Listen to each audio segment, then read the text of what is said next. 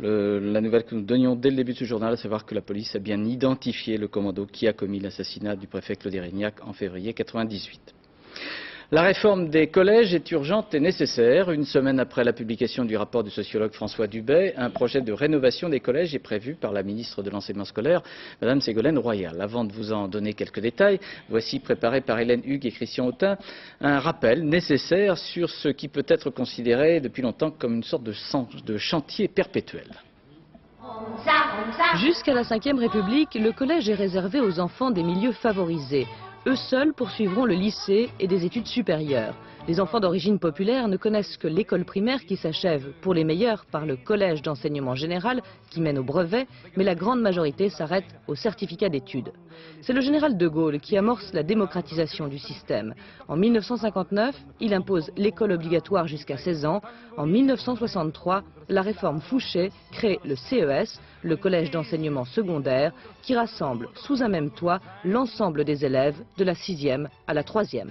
C'est pour la première fois que des enfants, après sortie de l'école élémentaire, vont se retrouver unis, quelles que soient leurs origines sociales, quelles que soient leurs aptitudes apparentes, au sein d'un même établissement, et ils pourront y vivre fraternellement côte à côte. Côte à côte, mais pas mélangés. Les bons élèves sont en filière 1, la filière noble, avec un programme classique et des professeurs agrégés. Les moyens et les faibles, en filière 2 et 3, avec des programmes adaptés et des instituteurs certifiés.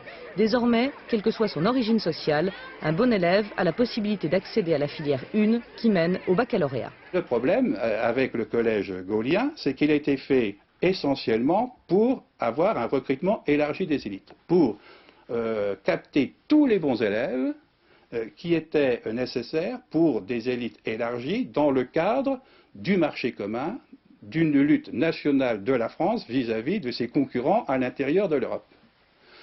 Et à partir de là, donc, c'est une démocratisation de type élitiste.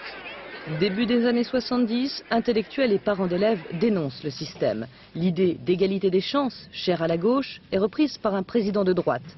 En 1977, Valéry Giscard d'Estaing lance ce qu'on appellera la réforme Abi, le collège unique. C'est le collège sans filière dans lequel il n'y a plus de différence de programme, dans lequel les élèves sont tous dans les mêmes classes, mélangés dans les classes, et les professeurs eux-mêmes mélangés pour prendre en charge ces élèves. Désormais, tous les enfants d'une même classe d'âge reçoivent les mêmes enseignements. Égalité des chances donc, mais inégalité naturelle. Dans des classes mélangées, seuls les meilleurs s'en sortent, les moins bons sont vite dépassés. L'idée de pédagogie différenciée fait alors son chemin et en 1982, Alain Savary lance la rénovation des collèges. On a introduit la pédagogie différenciée, on a introduit le tutorat, on a introduit les groupes de niveau, c'est-à-dire qu'on prend en compte les élèves tels qu'ils sont et qu'on apporte une aide supplémentaire aux élèves qui ont le plus de difficultés. Aucune des réformes qui ont suivi n'ont remis en cause le collège unique. Mais s'il permet au plus grand nombre d'accéder à la connaissance, il génère aussi de plus en plus d'exclus, des enfants sans culture et sans formation. C'est pour cela qu'il est aujourd'hui qualifié de maillon faible du système éducatif français. Voilà le décor.